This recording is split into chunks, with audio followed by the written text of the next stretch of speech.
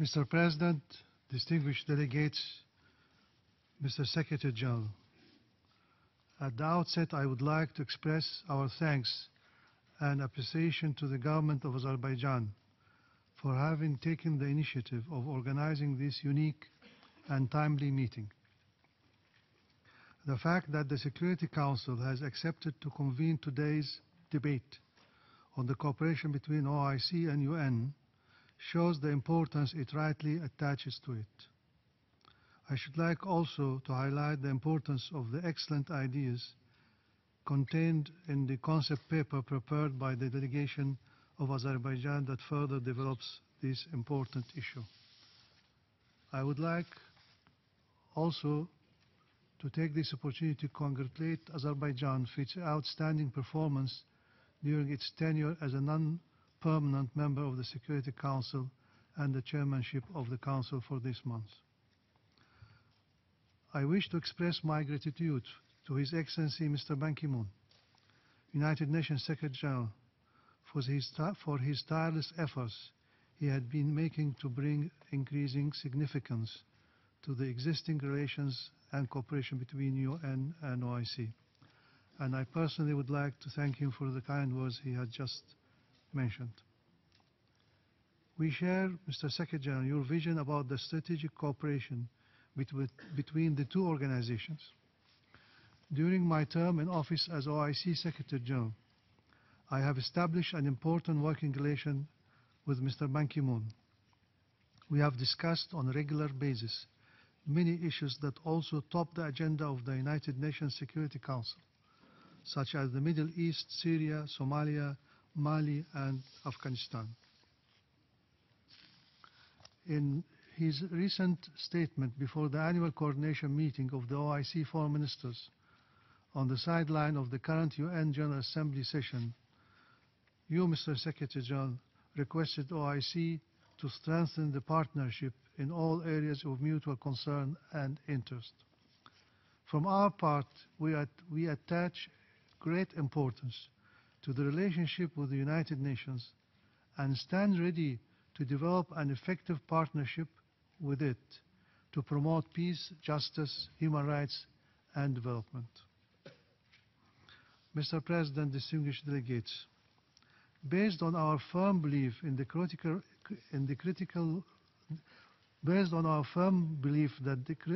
critical role the international organizations play, we have developed tremendous efforts to build and sustain a network of close cooperation relationships with the UN and other international, regional, and sub-regional organizations in order to secure an inter-organizational platform for the benefit of global peace, security, and economic development.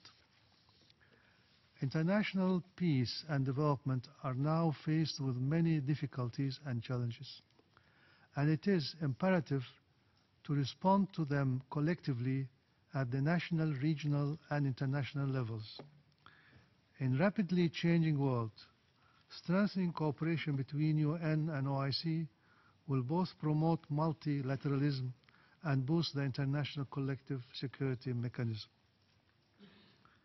Proceeding from its new vision and mission of moderation and modernization, the OIC has continued to play an important role in the prevention, management, and resolution of conflicts, promoting post-conflict reconstruction and diffusing humanitarian crises in its member states, combating terrorism and promoting socio-economic development in its member states as an important contribution to the global efforts in the promotion of international peace and security. In this regard, the OIC has expressed on many occasions that it stands today to develop effective partnership with the United Nations to enhance cooperation in all fields and to evolve early responses to disputes and emerging crises.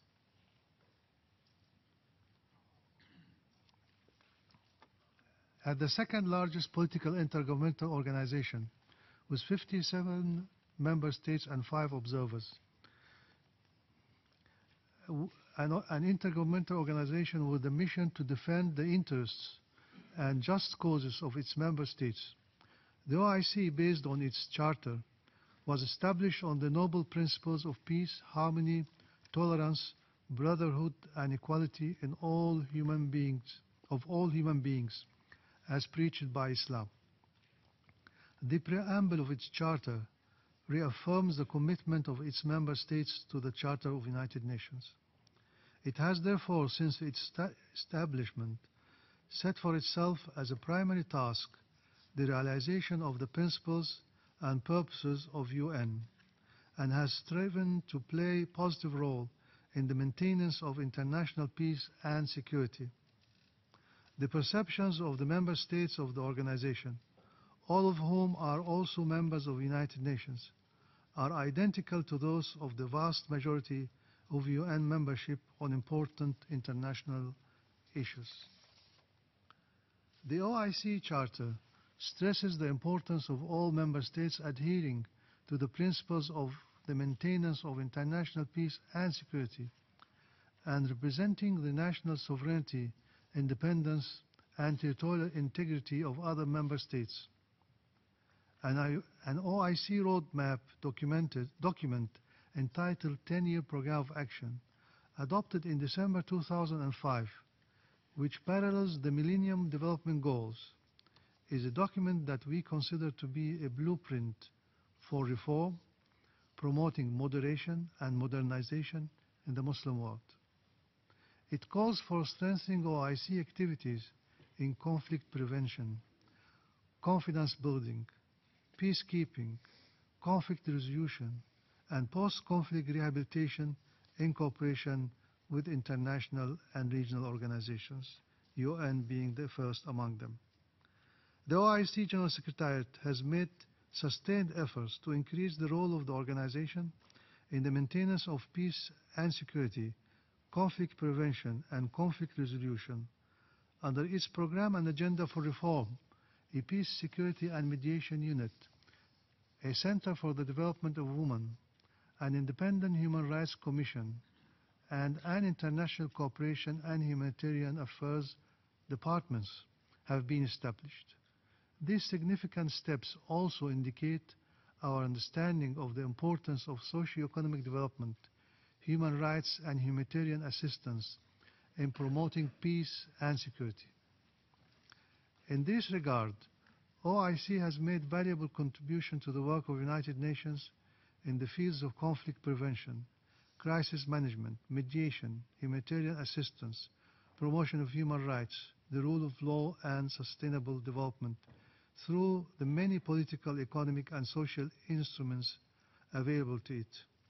Accordingly, the OIC has hosted in its headquarters in Jeddah a number of international contact groups such as Afghanistan and Somalia, as well as regional organizations, mediation meetings, and counter-terrorism workshops. The UN-OIC General Biannual Consultation Meeting provides an excellent opportunity for both organizations to identify all areas of cooperation with a specific time frame for implementation. We are also in the process of preparing a promising joint action to support human development in Somalia. The UN Office for South-South Cooperation and the OIC General Secretariat are developing a project for capacity in education, healthcare, and sustainable livelihood in Somalia. We look forward for more engagement with the UN to enhance the capacity of OIC on the basis of its needs and strategic priorities to enable it to act as an effective UN partner in addressing the immediate and future challenges that face the Muslim world. The UN-EU example of partnerships in areas of peace, security, and development are good examples to be followed in this regard. Many of the issues of the agenda of United Nations Security Council relates to the Muslim world, and the OIC is naturally seized of them.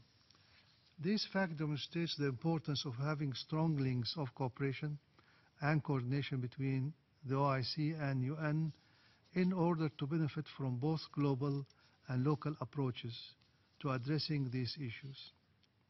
At the same time, I would like to emphasize the need of expediting the reform of UN Security Council by promoting its transparency, accountability, adequate representation, and full democratization to enable it play its full role in the maintenance of international peace and security in accordance with the United Nations Charter. Our principal position is that any reform of the Security Council must ensure adequate representation of OIC member states in any category of membership, given that our organization represents 57 member states and 1.6 billion people of the world population.